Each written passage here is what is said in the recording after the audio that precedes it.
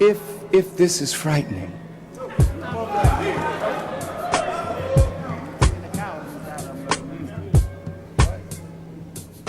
God is willing to take up the fight for us. But if it is forced on us, we too have to fight.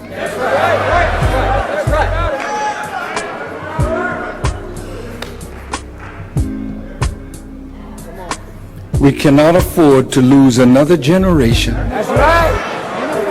No, sir. Since the 60s, we've lost 2.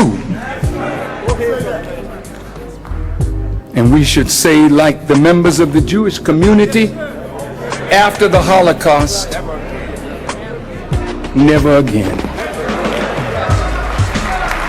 I think we should let the world know that we're tired. We're not going to go out and do something stupid.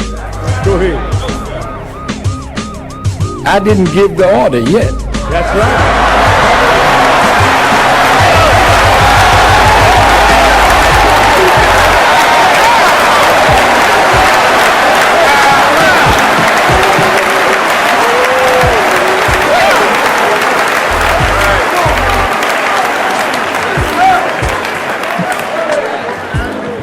A person who is being attacked has the right to use that degree of force consonant with the force that is coming against him or her to repel that force. If it is deadly force, we are allowed to respond with deadly force.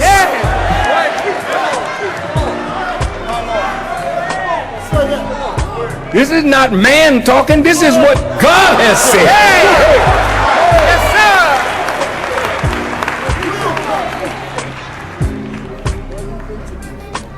So if you break into someone's house, you are allowed to literally kill the person that breaks into your home. That is a right, even the responsibility of every citizen. But the real question that has to be asked is, are we citizens? Yeah. Are these constitutional guarantees there for you and me? Or the black or Hispanic or Native American or even poor white people? We have come to the position now to question this government. Let's stop a minute. Don't give them no more service until they answer the question.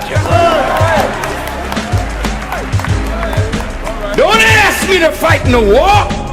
I'm asking you now. Are we citizens? And if we are, why the hell do we have to fight for the right to vote when no white person has to do that?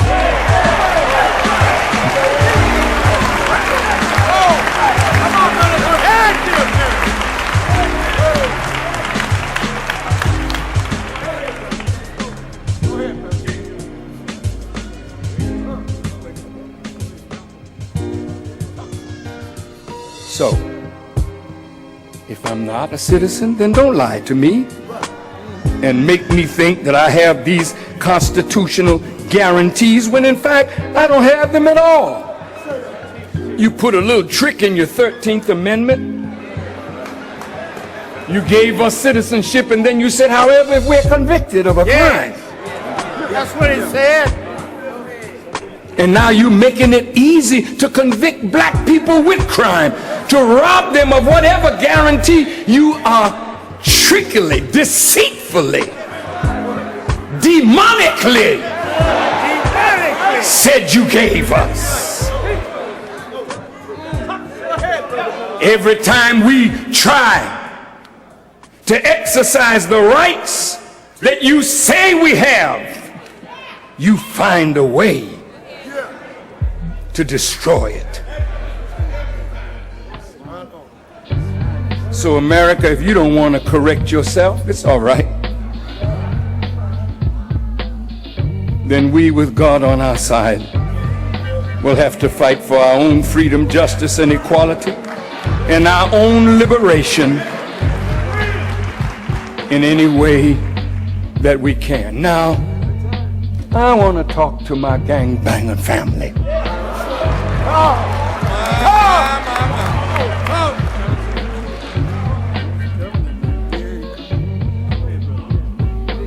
You make it very difficult for me. Go ahead, say that.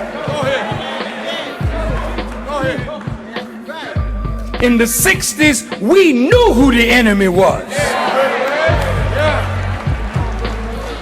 But in 2007, you're the enemy.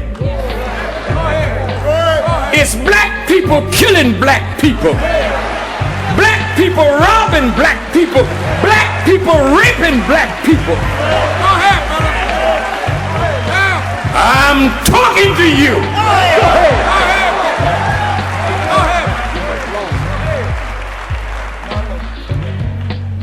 You gangbangers know the principle of retaliation, but you are retaliating on the cheapest of principles. You are not retaliating because of oppression, injustice. You are retaliating because you don't like the color that your brother is wearing. You don't like the gang that he's a part of. You don't like the area of the city that he comes from, and he may be encroaching upon your drug market, so you retaliate. We are not talking about that. And I cannot call for retaliation in matters of the slain when you have become the #1 slayers of yourself and your own people. Go ahead.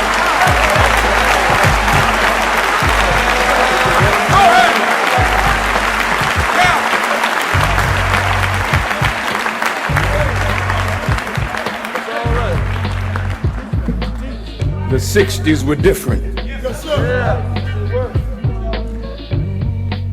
50 years later, the context is different. God is retaliating in his own way. But this murder that is going on in our own community makes it difficult for me to make the right and necessary call for your justice. On any given Saturday night in cities across this nation, it's we all agree killing tonight, each all other. of the speakers have agreed that You make America it has easy a very for serious racist police to kill you because you are busy killing yourself.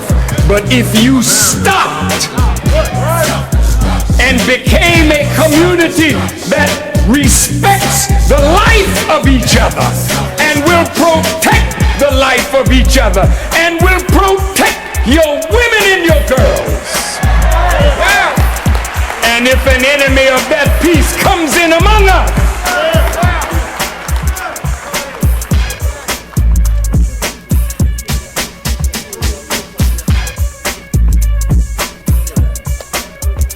how can I do what is right by you while I watch what you are doing wrong by one another?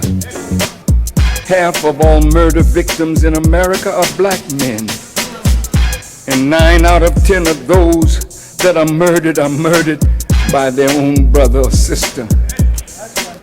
But I warn the government that at a certain time, if you don't do justice by us, God will retaliate in a way that he has never retaliated on any nation that has existed in the past.